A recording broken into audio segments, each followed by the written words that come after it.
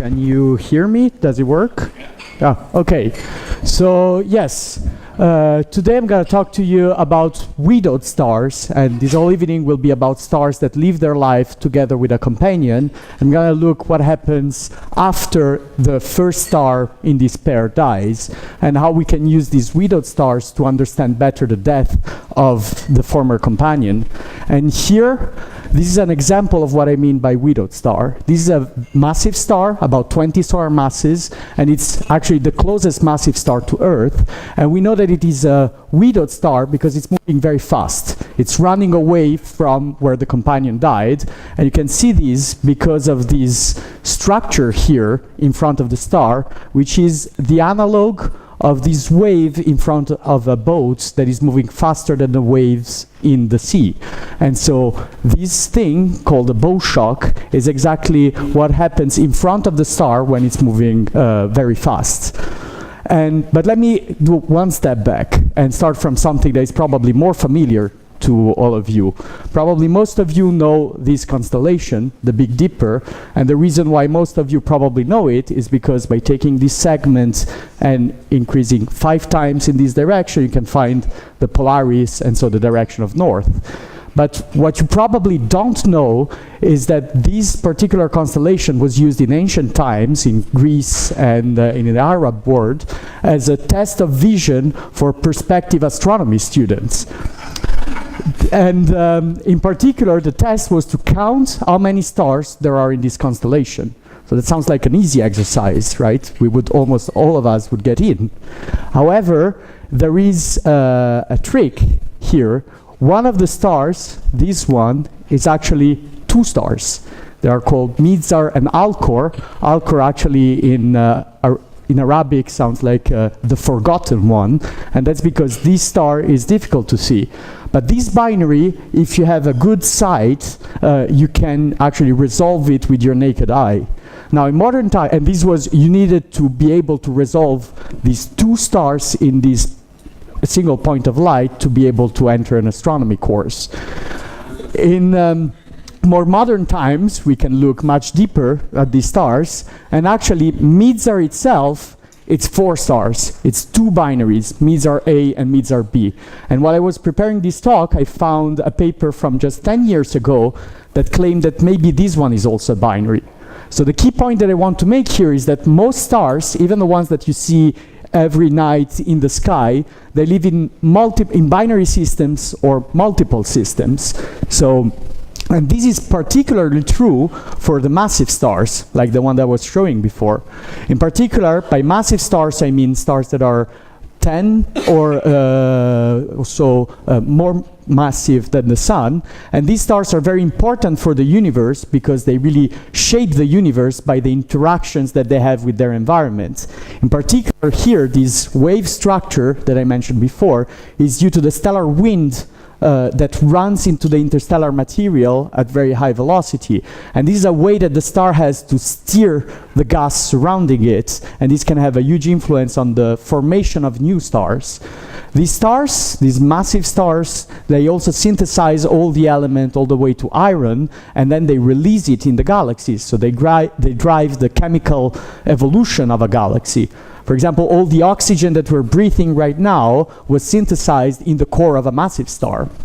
And in general, at the end of their evolution, they will explode in a supernova, and these are very bright transient that we can see very far away. And typically, massive star, almost 100% of them live in binary system. And what happens to a massive star when it is in a binary system? The companion can change the life of the star and modify how it lives and it dies. And in some cases they can merge, in some cases they can get separated. And in this movie here, showing you the most typical evolution of a massive binary system. The white star, which is the biggest one, evolves faster. And because of that, as stars evolve, they inflate, and it starts transferring mass onto the companion. Basically, the star gets fatter, finds the companion on the way, and starts throwing its fat at the other thing. And the fact that this star is accreting mass changes it. You can see that it's squeezed, and that's because it starts to rotate very fast. The mass transfer ends when this star has lost all its hydrogen envelope, and now it's a very hot and little thing that will explode in a supernova because it's a massive star.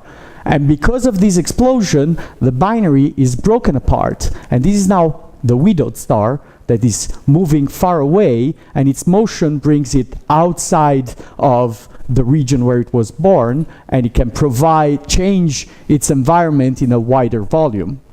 And in this little movie, which by the way was the first artist impression that I will show you, all the images before this one were real astronomical images. In this movie there were two main moments that are important. The first one is, of course, the mass transfer phase, and this might sound like something special, but it happens in about 80% of the binaries. So 8 massive stars out of 10 will experience a phase like this, either being this one that donates mass or being this one that accretes mass.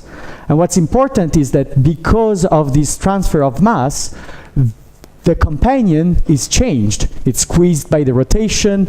This material that is coming in might have a different chemical composition, and all these things will leave a signature in this star, which is the one that will become a widow. And it will become a widow when the other star dies, which is the other important moment in the video.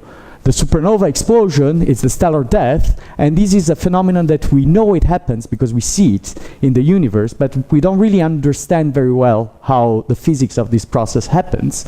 And in particular, when a star explodes, it sheds all its ashes all over the place, and this is a real image of the Crab Nebula, which is what's left of a star that exploded about 1,000 years ago and was observed by Chinese astronomers. So we have a long historical record of this object. And when a star dies, this is the end of its envelope, the outer layers that are shed away. But the core, deep in the core of the star, typically we form either a neutron star or a black hole. So these are the corpses, if you want, of the star that just died. But since we don't really understand how these massive stars explode, we don't really know which stars make what, which lead to neutron stars and which lead to black holes. We only know that on average, black holes come from the most massive stars, but we don't understand the details. So part of my job as a PhD student is to try to understand a bit better these explosions, and the way we do this is using computer simulations. So the way we approach this problem is we write down a theory, we write down the equations, give them to a computer, typically not your laptop, but you need supercomputers like this one, and you make it solve the equations that you wrote down to get out a numerical simulation. And these all sound very straightforward, right? But there is a big caveat, and that is that nature doesn't need to do that. Nature doesn't need to write down the equations to solve them with a computer, which requires tricks to make the stars explode.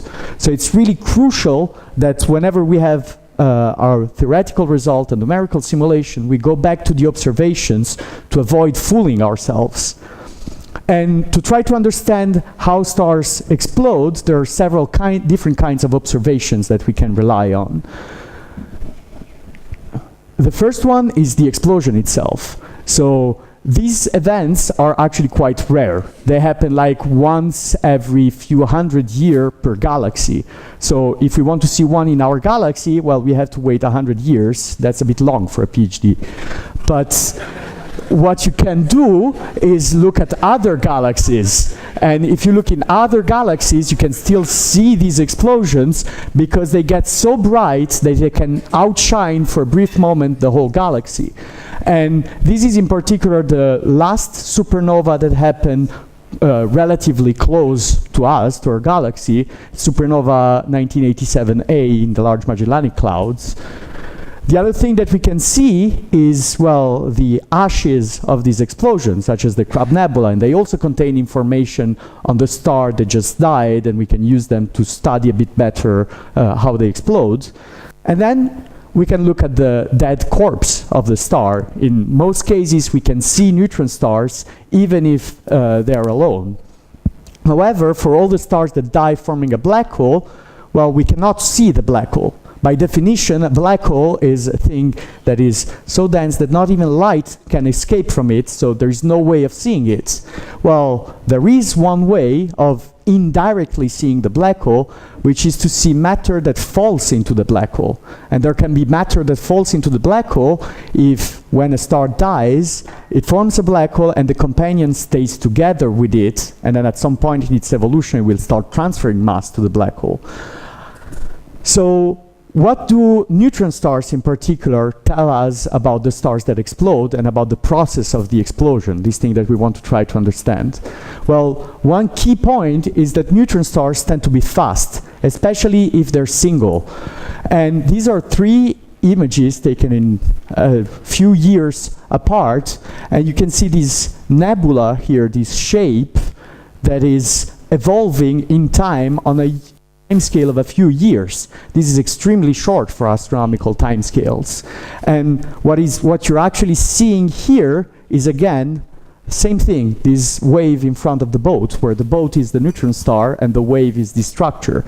And by seeing how this nebula changes because of the motion of the neutron star, we can infer that it's moving at more than 1,000 kilometers per second. While the massive stars that produce these neutron stars, they don't move this fast. So this is telling us that there is something during the explosion that accelerates the neutron star that will be produced. And this something we think are supernova kicks. We call them supernova kicks. And when you do a simulation in your computer, you can try to explain the physical mechanism by which this kick is given. And this is a visualization of one of these simulations of what happens in the inner, maybe 700 kilometers of the star, so really deep in the core of the star. This is the neutron star that is being formed, and as you can see, it's not spherically symmetric here.